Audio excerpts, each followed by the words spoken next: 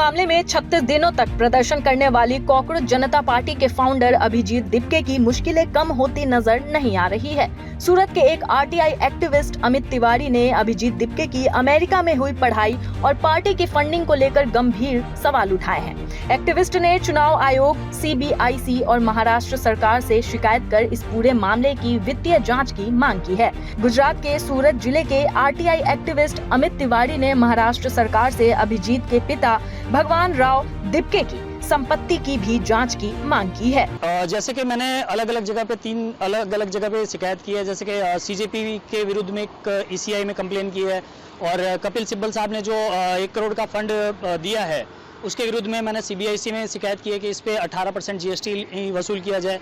तथा महाराष्ट्र सरकार में भी मैंने एक शिकायत की है कि जो शंकर भगवान दिपके जी जो थे वो जूनियर इंजीनियर के पोस्ट पर वहाँ पे MIDC में कार्यरत थे, तो अगर उनकी 60-65 हज़ार की सैलरी थी उसमें अपने बच्चों को अमेरिका पढ़ाना, क्योंकि अमेरिका में 30 लाख से लेकर के 1 करोड़ तक का साल भर का खर्च आता है, तो इतना बड़ा खर्च कहाँ से निकला? क्योंकि आपकी अगर 60-65 हज़ार की पगार है उसमें आप 30-35 लाख रुपए खर्च कर रहे हैं, तो वो चीज़ समझ में नहीं आती है। इसके विरुद्ध में हमने महाराष्ट्र सरकार में भी शिकायत की है कि इसकी जांच की जाए, अगर आय से अधिक संपत्ति का मामला है तो उस पर कड़ी कार्रवाई की जाए। अमित तिवारी के मुताबिक अभिजीत के पिता भगवान राव दिपके MIDC में जूनियर इंजीनियर के पद से रिटायर्ड हुए हैं, जहां उनका मासिक वेतन करीब 60 से 65 हजार रुपए था।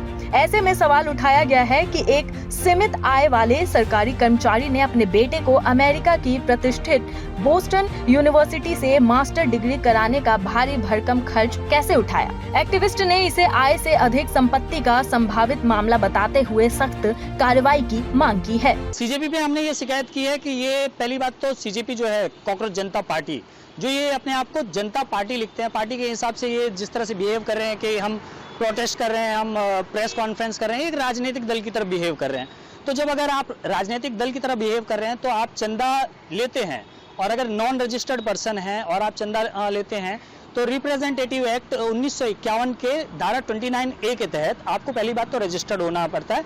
आपका जो भी चंदा और बाकी चीज़ें हैं वो आपको ECI को देना होता है।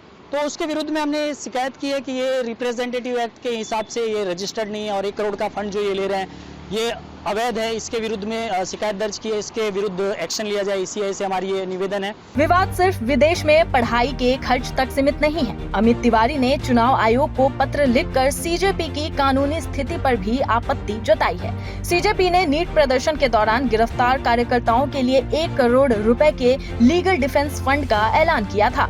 एक्टिविस्ट का आरोप है कि CJP एक अनरजिस्टर्ड संस्था है जो राजनीतिक दल की तरह काम कर रही है और चंदा ले रही है। जन प्रतिनिधित्व अधिनियम 1991 की धारा 29A के तहत बिना रजिस्ट्रेशन के इस तरह फंड जुटाने पर सवाल खड़े किए गए हैं। इसके अलावा वरिष्ठ वकील और राज्यसभा सांसद कपिल सिब्बल द्वारा इस लीगल डिफेंस फंड के लिए दिए गए 1 करोड़ रुपए के योगदान पर 18% GST कौन और कैसे चुकाएगा।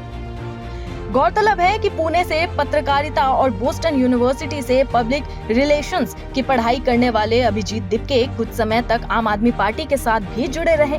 मई में शुरू हुई उनकी कॉकरोच जनता पार्टी को सोशल मीडिया पर युवाओं के बीच काफी लोकप्रियता मिली। अभिजीत दिपके के नेतृत्व में दिल्ली के जंतर मंतर पर कॉकरोच जनता पार्टी के कार्यकर्ताओं और युवाओं ने 36 दिनों तक प्रदर्शन किया और सरकार से अपनी मांगे मनवाई। फिलहाल आरटीआई एक्टिविस्ट अमित तिवारी ने चुनाव आयोग, केंद्रीय अप्रत्यक्ष कर बोर्ड और महाराष्ट्र सरकार इन तीनों जगहों पर औपचारिक शिकायतें दर्ज करा दी है। अब देखने वाली बात ये होगी कि इन जांच एजेंसियों और कॉकरोच जनता पार्टी की तरफ से इस पर क्या रुख सामने आता है।